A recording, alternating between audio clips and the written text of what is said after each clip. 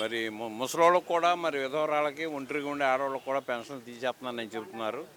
మరి అది కొత్త పెన్షన్లు ఇవ్వట్లేదండి. కొత్త అనే లేవు, ఉన్నాయే తీసేస్తున్నారని చెప్పి కాల్ చేస్తున్నారు. అది విషయం. సార్ చూస్తున్నారు కదా సార్, ఇప్పుడు 6 గ్యారెంటీలు పూర్తి అయిపోయినాయి, ఎవరైనా మాట్లాడితే 4 మంది అన్నట్టు మాట్లాడుతున్నారు చంద్రబాబు నాయుడు గారు. ఈ విషయాన్ని ఎలా చూస్తారు? 6 గ్యారెంటీ ఎక్కడ పూర్తి చేశారండి? వాళ్ళు ఏం చేశారు? ఏం చేయలే. ఏదో ఇదే బస్సులు మటుకు కొంచెం నెరవేర్చారు. ఆ బస్సులు మరి ఎంతవరకు కొనసాగుతుంది అనేది మరి కొద్ది రోజులు పాటు చూడాలి. రోజుకు వచ్చి లక్షల మంది ఎక్కుతున్నారు. ఎంత మరి ఖర్చు అవుతుంది ఈ బస్సులని మొత్తం అని చెప్పి మరి చెప్తానే ఉన్నారు. మరి అది ఆఖరి వరకు కూడా చెప్పలేము మనం. ఇప్పుడు రాష్ట్రం ఆర్థిక పరిస్థితి కూడా ఇబ్బందిలో ఉంది. ఇలాంటి పరిస్థితుల్లో ఎలాంటి స్కీమ్ తీసుకురావడానికి ఎలా ఉంది? ఇలాంటి స్కీములు అంటే మరి వాళ్ళు వాగ్దానాలు చేశారు కాబట్టి తీసుకురావాలి.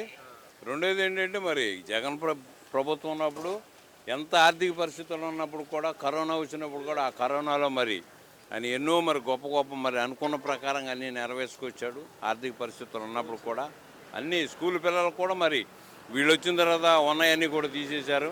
అమ్మ ఒడని అలాంటివన్నీ కూడా తీసేసి ఆ యూనిఫారాలు, బ్యాగులు, బూట్లు కూడా అవన్నీ తీసేసి ఏదో కొద్ది మందికి మాత్రమే ఇస్తున్నారని చెప్పి ఇప్పుడు తల్లిదండ్రులు కూడా గొడవ చేస్తున్నారు.